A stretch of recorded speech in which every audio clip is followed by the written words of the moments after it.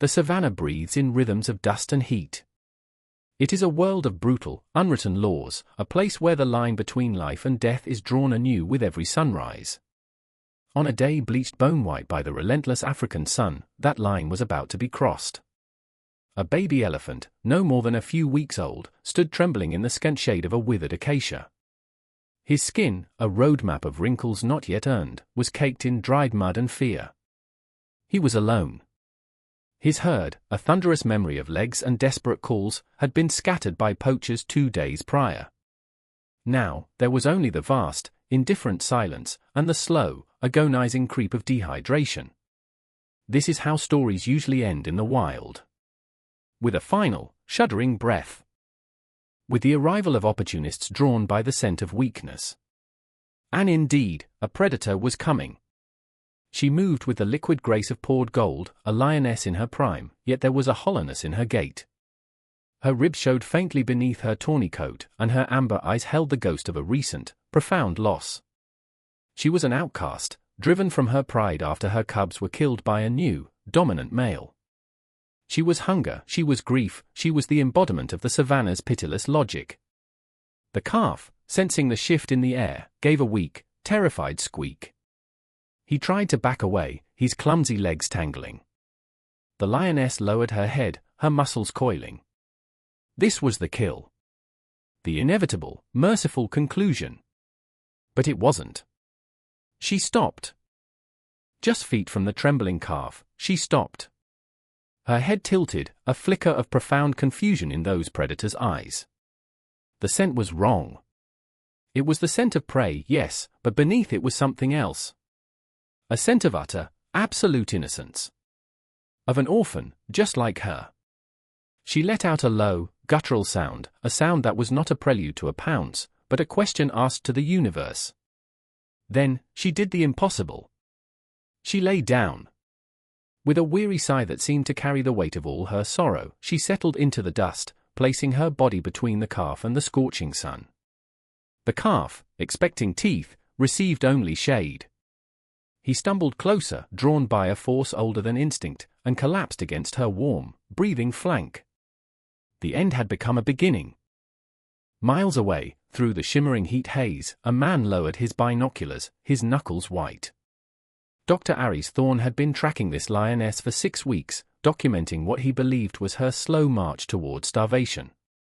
He was a biologist, a man of data and discernible patterns. What he had just witnessed belonged to neither category.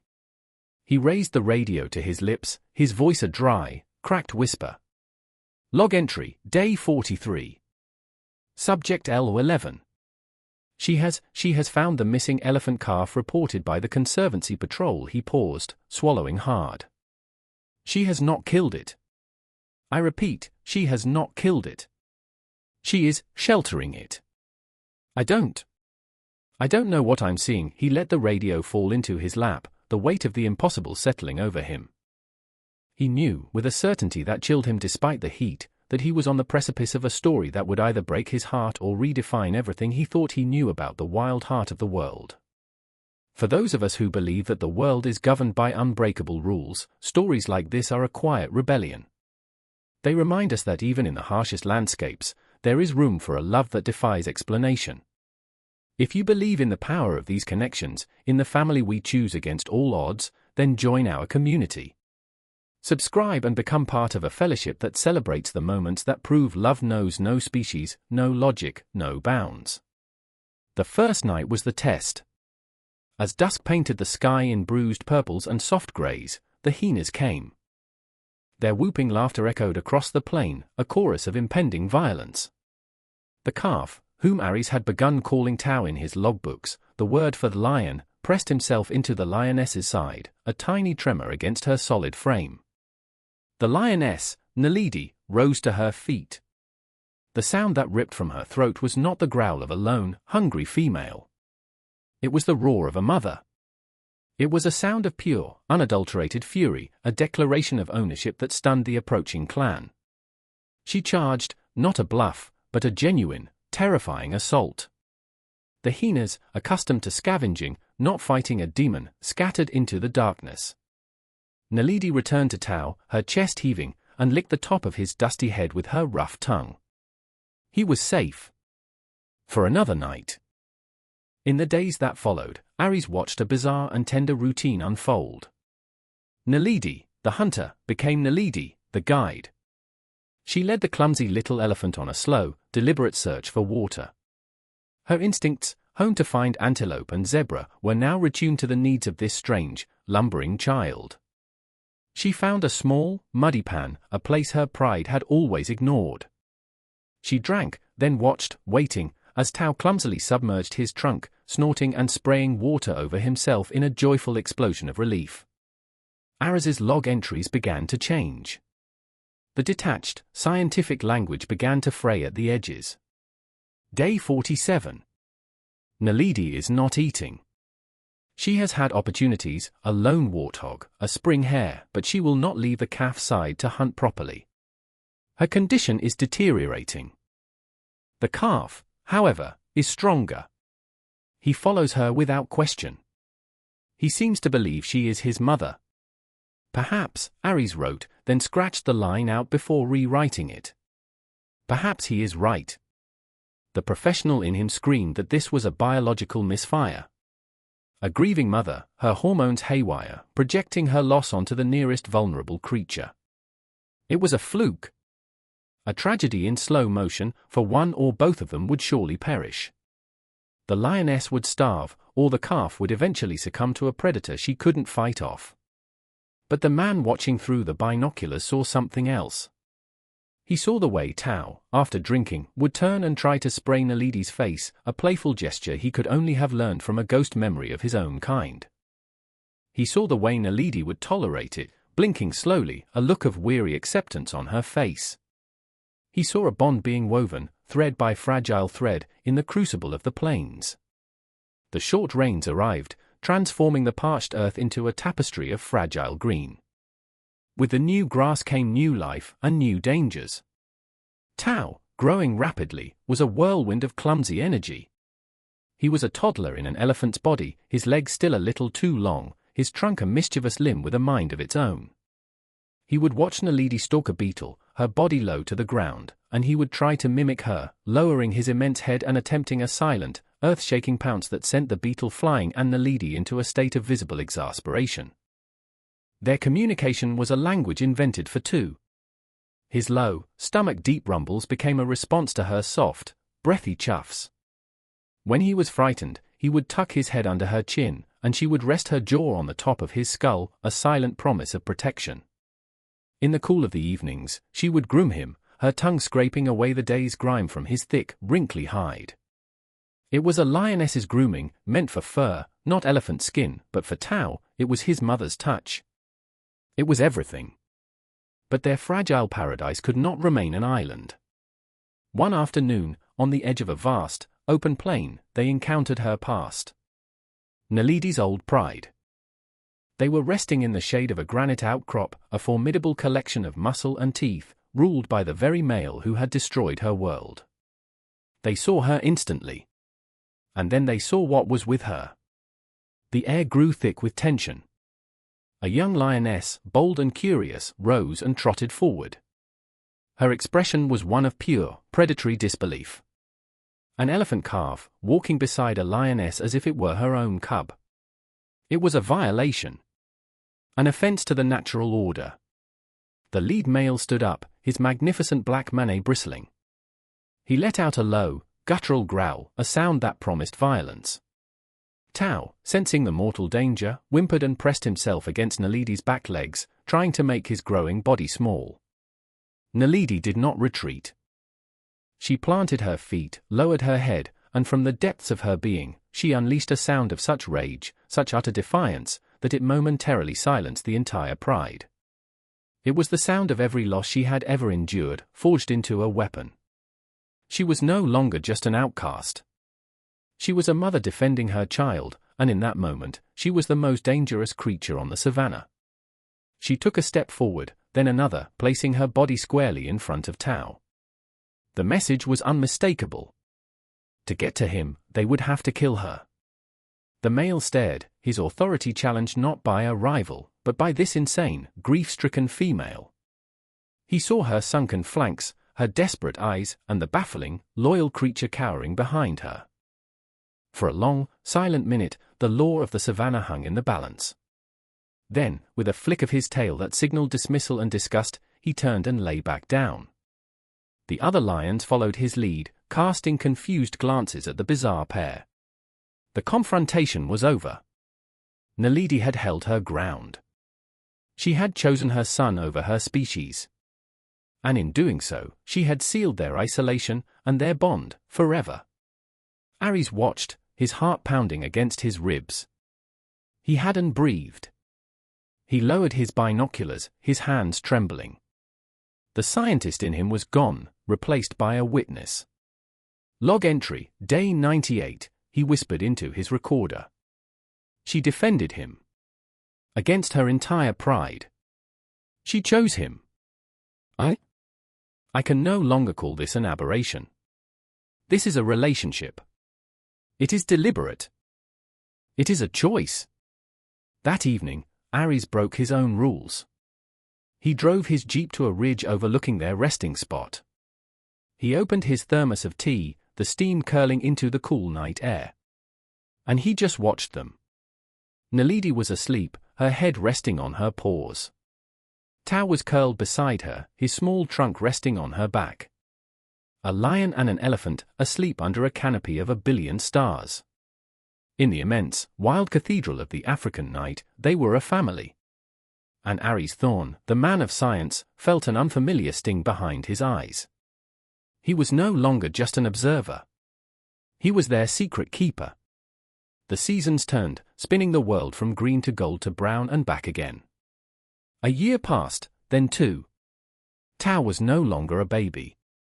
He was a gangly adolescent, a tower of youthful energy and awkward limbs, already standing twice Naledi's height at the shoulder. The visual was breathtaking, the sleek, golden predator and the immense, grey monolith, moving through the landscape as a single entity. Their family of 2 had become a local legend among the Conservancy Rangers, a whispered myth. The lioness and her elephant son. Their dynamic had to change, adapting to the new reality of his size. The playful pounces that Naledi had once used to discipline him now bounced harmlessly off his massive flank. His affectionate nudges, once a gentle comfort, now had to be delivered with immense care, lest he accidentally injure her. They were learning a new choreography of affection, a dance between 2 worlds. He would lie on his side, making himself smaller, so she could groom his face and the delicate skin behind his ears. She would walk beneath his belly, using his immense body for shade as they crossed the open plains. And then, the first truly unbelievable thing began to happen. Their bond was not just reshaping their own lives, it was reshaping the world around them. Naledi, the lone lioness, should have been the most vulnerable of creatures. But she wasn't. She was the safest lioness on the continent. No predator dared approach them. Hyena clans gave their territory a wide, respectful berth. Leopards vanished into the trees at their approach. To challenge the lioness meant inviting the attention of her son, and no sane carnivore was willing to face the burgeoning fury of a teenage bull elephant. He had, without realizing it, become her fortress. The protector had become the protected.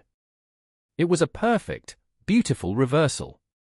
Ares documented it all, his research having shifted from a study of lion behavior to something he couldn't quite define. His funding agency was growing skeptical. Dr. Thorne, his superior's voice crackled over the satellite phone one evening, the board is asking for quantifiable data on pride integration and territorial disputes. Your reports read more like fables. Ares looked out from his camp at the 2 silhouettes on the horizon, moving in perfect synchronicity. Because what I am seeing, Robert, he said softly, is a fable made real. I am sending you the data. Her hunting success rate is up 30% because she can take down larger prey near him without fear of scavengers. Her stress markers, from the dung samples, are lower than any lone female on record. He is the data, Robert. Their existence is the data. But as Tao grew, a new conflict emerged, this one not from the outside world, but from within. The deep, resonant calls of other elephants began to echo across the plains during migration season. At first, Tao ignored them. But as he entered adolescence, the sound stirred something in his blood. A deep, cellular memory. He would stop, his body frozen, his head raised, his great ears fanned out to catch the sound. A low, mournful rumble would vibrate in his chest, a question he didn't know how to ask. He was a lion's son, but he had an elephant's heart, and it was beginning to call for its own. Naledi would watch him, her expression unreadable. She would walk over and lean against his leg, a silent, grounding gesture. "I am here." But she could not answer the call that echoed in his soul. Ari saw the growing tension, the quiet tragedy of their success. The more Tao became an elephant, the less he could belong in Naledi's world. The inevitable confrontation came on a windswept afternoon. A large breeding herd of elephants, more than 30 strong, crested the horizon, moving toward the river. They were a force of nature, a moving forest of grey hides and ivory. Their path would take them directly through Naledi and Tao's territory. The matriarch, a wise old female with long, curved tusks and eyes that had seen 100 seasons, saw them first. She stopped. The entire herd fell silent behind her. Her gaze fell upon Tao, and then upon the lioness at his side. Her posture changed instantly. Her head rose, her ears flared wide, and she let out a thunderous trumpet blast that shook the very air. It was a sound of alarm, of outrage. A predator with one of their young. An abomination. Several younger females moved to flank her, their own calls joining the chorus. Tao, who had never faced the organized wrath of his own kind, was terrified.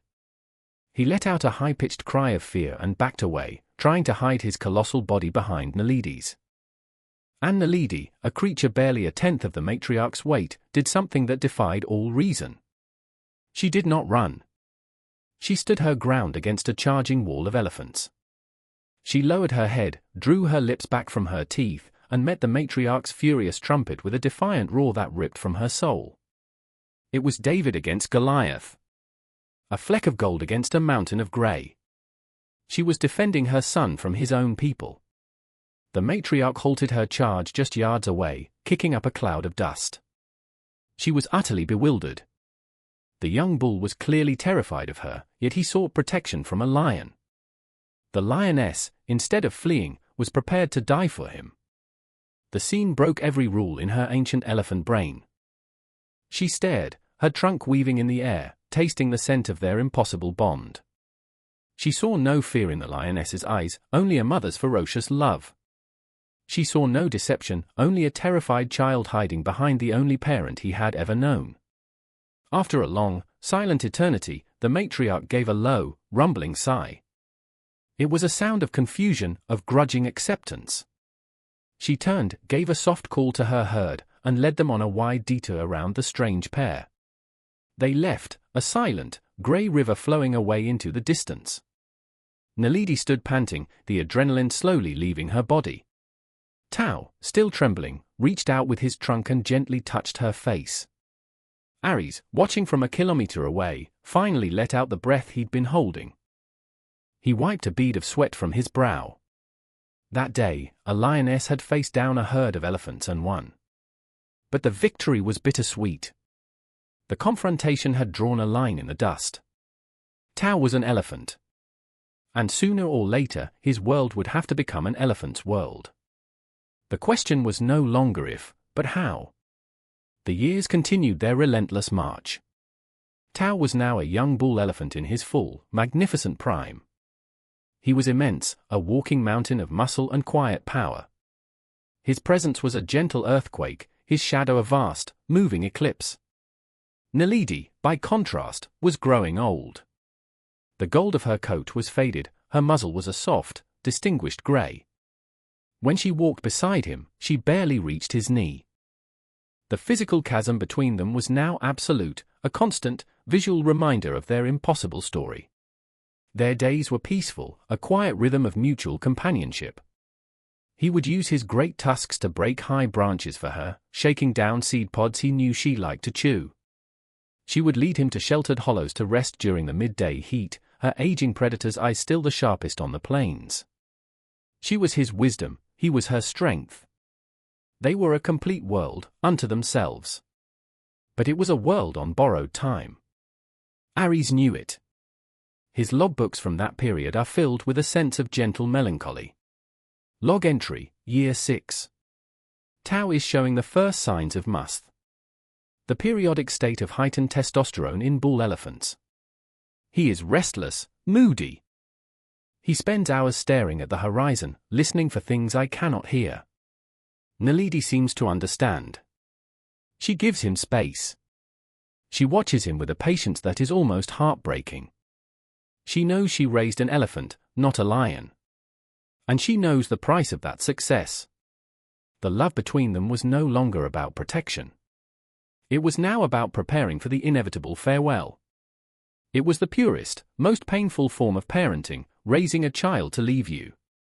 The second elephant herd arrived with the turning of the dry season. It might have been the same one from years before. The matriarch had the same wise eyes, the same distinctive curve to her tusks. This time, there was no aggression. Only a profound, silent curiosity. They stopped a respectful distance away, a silent conclave of giants. Tau heard their low, rumbling calls, the subsonic messages that travel for miles through the earth. This time, he did not hide. He did not cry out in fear. He stood tall, his body thrumming with a deep, resonant answer. He felt the pull, the call of his own blood, and it was a song he could no longer ignore. He looked from the herd to the small, aging lioness at his feet. His mother. His entire world. His gaze was filled with a terrible, beautiful conflict. Naledi watched his face. She saw the struggle. She saw the longing. She had fought hyenas and lions and elephants to keep him safe. She had stood against the world for him. And now, she had one final battle to fight, the battle against her own heart, the one that screamed for him to stay. She walked forward until her head was pressed against his giant foreleg. She stayed there for a long moment, a final, silent communion. Then, she did the last, most unbelievable thing of all. She stepped back, looked up at her magnificent son, and gave him a gentle, decisive nudge with her head.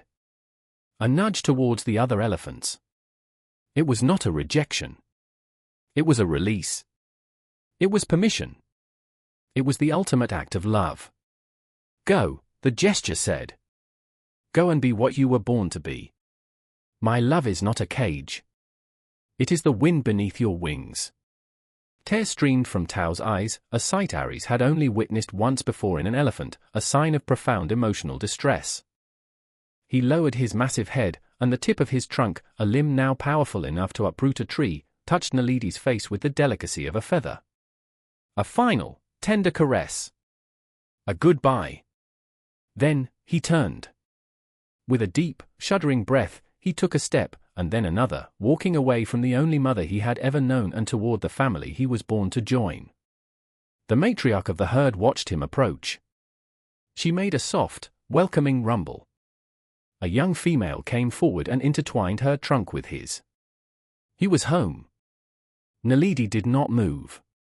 She sat in the dust, a small, golden statue, and watched him go. She watched as the herd enveloped him, as his colossal grey form merged with theirs. She watched until they were nothing more than specks on the vast, shimmering horizon. She did not call out. She did not follow. She simply watched, until he was gone. Ares sat in his jeep, the engine silent, his camera forgotten on the seat beside him. He did not record this moment. It felt like a desecration. It was too sacred, too raw, too intensely private. He was simply a man, bearing witness to a love so profound it had willingly broken itself apart to become whole. In the weeks that followed, Ares kept a close watch on Naledi. He feared she would decline, that the loss of her son would be the final blow. But she didn't. She was old, yes. She was slower. But she was not broken. She was a queen in quiet retirement. The legend of her and her elephant son had permeated the territory. The other predators, who had learned to fear their combined might, continued to give her a wide berth out of a kind of ingrained respect. She was safe. He had left her with the gift of his strength, a lingering shield of memory. One evening, about a month after Tao had left, Ares found her resting under the same withered acacia tree where her impossible journey had begun. She was dozing, her breathing shallow but steady. The sun was setting, bleeding fiery color across the sky. And then, it came. Faintly at first, then growing stronger, a sound echoed across the plains. A deep, resonant, powerful rumble. An elephant's call. It was miles away, but it was unmistakable. Nalidi's head lifted. Her ears twitched. She was not sad. She was not distressed. A look of serene recognition settled on her face. She took a breath, and answered. It was not a roar. It was not a growl. It was a soft, breathy chuff, a sound of contentment, of acknowledgement. A sound that said, I hear you, my son. And I am here. They were worlds apart, living the lives they were born to. But the bond was not broken. It had simply transformed, stretching across the vast savanna, as invisible and as powerful as the love that had forged it. The unbelievable thing was not that a lioness adopted an elephant. It was that their love was strong enough to survive separation. It was that she raised him not to be a lion, but to be the best elephant he could be. It was that her ultimate act of motherhood was not to hold on, but to let go. In the unwritten laws of the savannah, a new clause had been added, that family is not about blood, or species, or proximity. It is about a love so fierce it can build a fortress, and so selfless it can set its most precious treasure free.